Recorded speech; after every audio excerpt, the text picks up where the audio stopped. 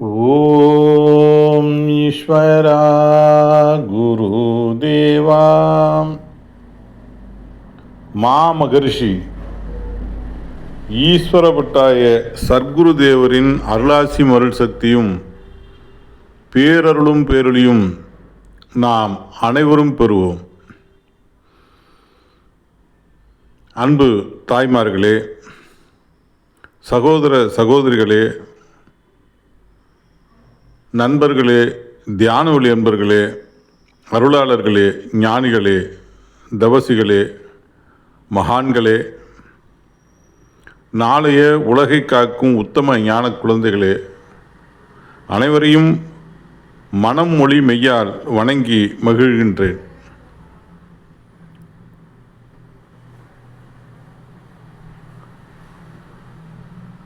இப்பொழுது நாம்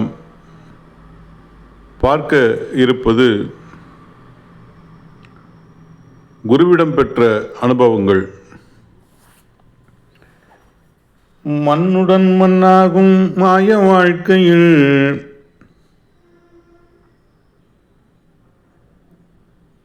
மனமே இனியாகிழும் மயங்காதே, பொல்லா மானிட வாழ்க்கையில் தயங்காதே. நேற்றிருந்தார் இன்று இருப்பது நிஜமோ, நிலையில்லா இவ்வுலக வாழ்க்கை சதமாமோ. பொன்னடி பொருளும் பூமியில் சுகமோ, மின்னலை போல மறைவதை பாராய். மனமே இனியாகிழும் மயங்காதே, பொல்லா மானிட வாழ்க்கையில் தயங்காதே.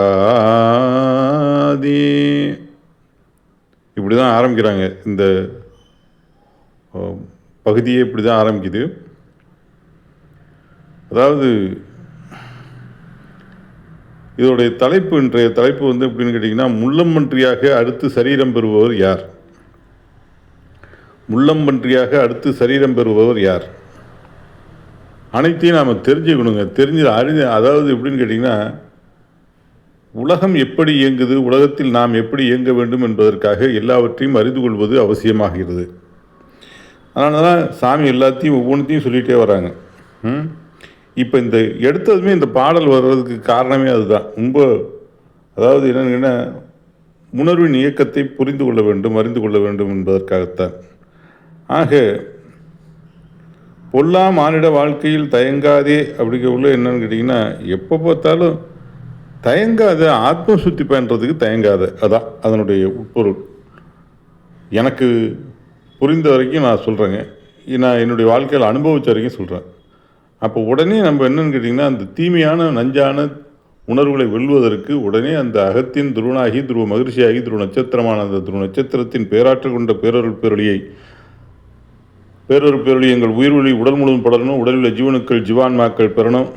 எங்களை அறியாது சேர்ந்த தீயவணிகள், சாபவணிகள், பாவணிகள், பூர்வ ஜென்மவணிகள் அனைத்தும் நீங்களும்.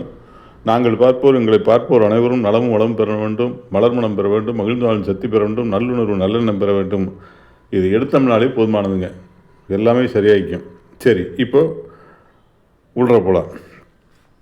குருநாதருடன் எமக்கு தொடர்பு ஏற்பட்ட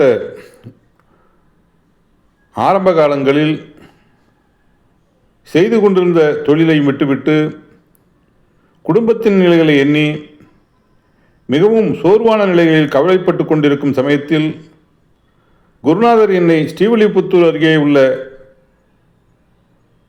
கீழே பார்த்தால் தலை சுற்றும் அளவுக்கு 2 பாதங்கள் மட்டும் வைக்கக்கூடிய தமுக்கம்பாறை என்ற இடத்திற்கு அழைத்து சென்று நிற்க வைத்து இப்பாடலை பாடுகின்றார். இப்பாடலை பாடிவிட்டு, இந்த உலகில் உடல் சதமா என்று என்னிடம் கேள்வி கேட்டுவிட்டு சில குடும்பங்களின் நிலைகளை காட்சியாக காட்டுகின்றார்.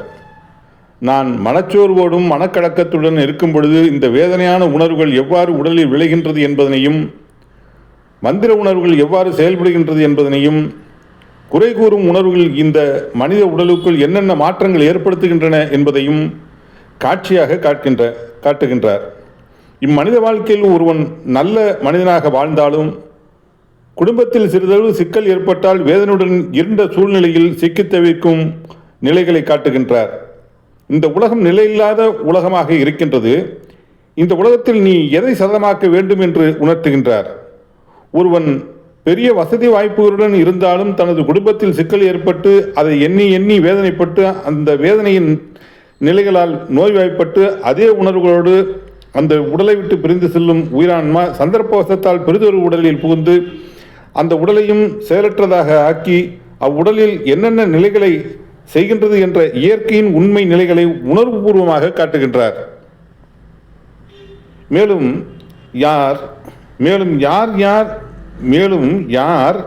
யாரை குறை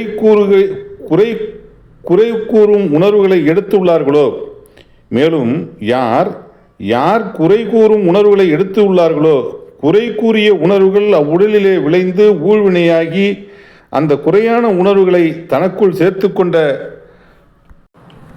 அவ்வுயிரான்மா உடலை விட்டு பிரிந்து சென்றபின் சேர்த்துக்கொண்ட உணர்வுகளுக்கொப்ப யார் மீது அதிகமாக குறை கூறியதோ அவ்வுடலுக்குச் சென்று அவ்வுடலையும் அதே குறையான உணர்வுகளை விளையச் செய்து வேதனையான உணர்வுகளை சுவாசிக்கச் செய்து வேதனை என்ற நெஞ்சின் தன்மையை கூட்டி மனிதனாக பிறக்கும் நிலையை இழக்கச் செய்து தான் எடுத்துக்கொண்ட வேதனையான உணர்வுகளுக்கு தக்க உடல் கிடைக்கும் வரை அந்த உயிரான்மா படும் வேதனைகளை உணர்த்துகின்றார்.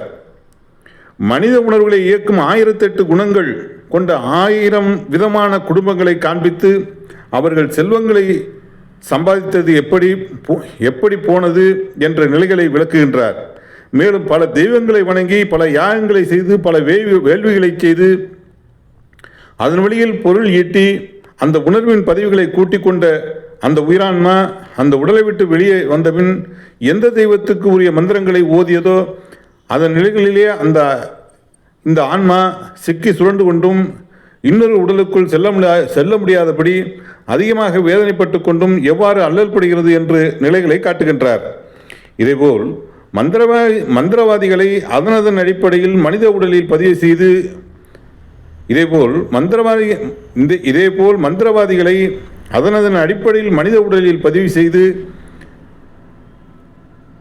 செய்து கொண்டபின் அந்த உடலை விட்டு பிரிந்து சென்ற உயிரான்மாக்கள் அந்தந்த மத வழிப்படி மந்திரங்களை ஜெபிக்கும் பொழுது இந்த உயிரான்மாக்கள் அங்கே சென்று அவருடைய ஈர்ப்பில் ஆவிகளாக சிக்கி பல தீய செயல்களும் சில நல்ல செயல்களும் செய்வதை இது ஆண்டவனின் சக்தி ஆண்டவனின் அற்புத செயல் என்று கூறிக்கொண்டிருப்பதையும் காட்டுகின்றார். செல்வ செழிப்பும் வசதி வாய்ப்புகள் இருந்தாலும் சிலர் குறைகளை கண்டு தாங்க முடியாதபடி அதன் நிலைகளில் மது வகைகளை உபயோகித்து அதையே வளர்த்து கொண்ட எந்த சிந்தனையும் அற்று உடலை விட்டு பிரிந்து செல்லும் இந்த உயிரான்மா மந்திரக்காரனின் கையில் சிக்கி அவன் கட்டளைக்கு தீய வழிகளில் எப்படி பயன்படுகின்றது என்பதையும் காட்டுகின்றார். இதேபோல் பெரிதொரு ஆன்மாவை கைவலியப்படுத்தி மந்திரமும் மாயமும் தனக்குள் எடுத்து பல அற்புத செயல்களை செய்யும் உயிரான்மா உடலை விட்டு பிரிந்து சென்ற பின் இன்னொரு உடலுக்குள் சென்று முன்பு தான் எடுத்துக்கொண்ட மந்திர ஒளிகளால் எந்தெந்த அற்புதங்கள் செய்ததோ அதே போன்று இந்த உடலுக்குள்ளும் செய்கின்றது. இவ்வாறு பல அற்புதங்கள் செய்து தான் புகுந்த உடலில் அதன் வழிகொண்டுதான் முன்பு எவ்வளவு சுகபோகங்களை அனுபவித்ததோ மதுவோ மாவிசமோ இது போன்ற நிலைகள் அதனின் வழிகளில் ஏகபோகமாக வளர்ந்து பல உடலுக்குள் சென்று பல அற்புதங்களை செய்தாலும் சேர்த்து கொண்ட நிலைகளுக்கொப்ப இந்த உயிரான்மா முள்ளம்பன்றியாகத்தான் பிறக்க முடியும் என்பதை தெளிவுற விளக்குகின்றார்.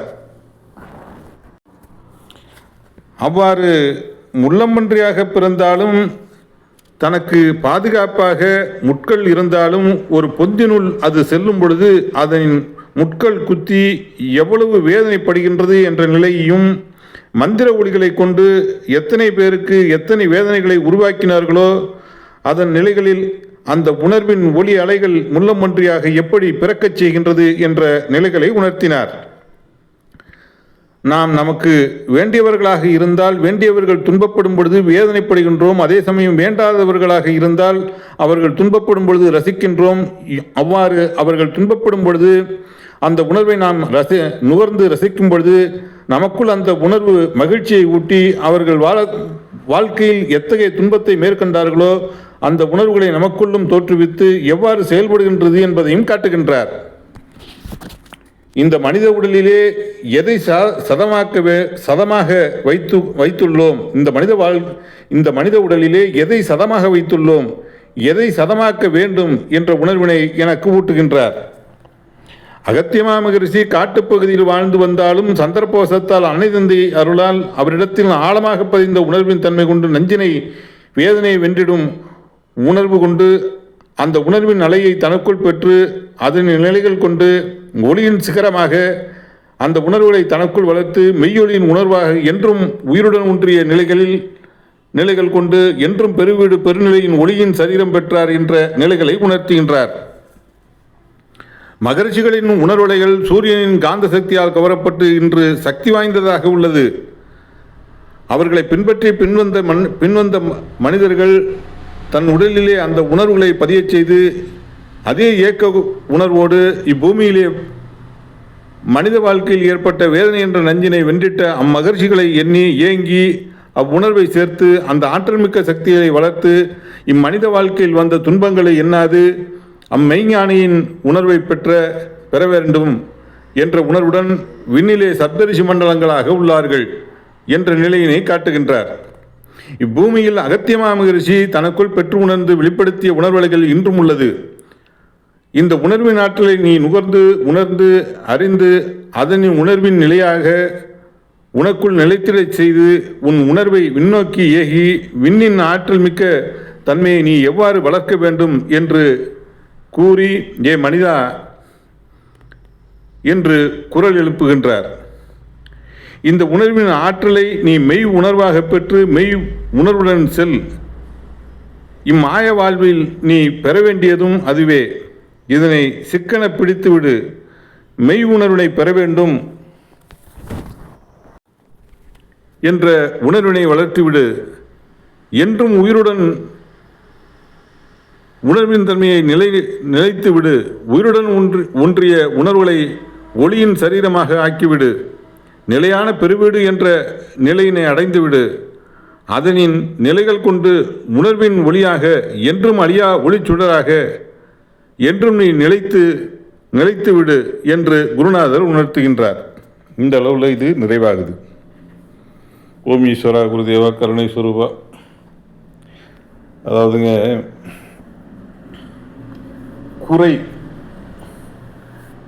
குறை ஒன்றுமில்லை மறைமூர்த்தி கண்ணா, குறை ஒன்றும் இல்லை கண்ணா பாடலாம் வருது இல்லையா?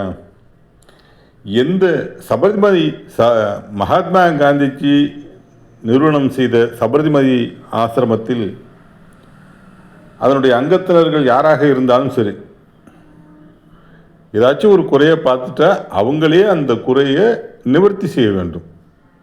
இது வெளியில் சொல்லக்கூடாது, நிவர்த்தி செய்யணும். அப்போ அந்த உணர்வுகளை அனுப்பிச்சிக்கிட்டே இருக்கணும். இது எவ்வளோ பெரிய நெறிமுறை அப்படிங்கிறத நாம் பார்த்தா, அதாவது சொல்லுதல் எல்லாருக்கும் ஈஸி, அது செயல்முறைப்படுத்துறது எவ்வளோ பெரிய விஷயம் அப்படிங்கிறது தான்.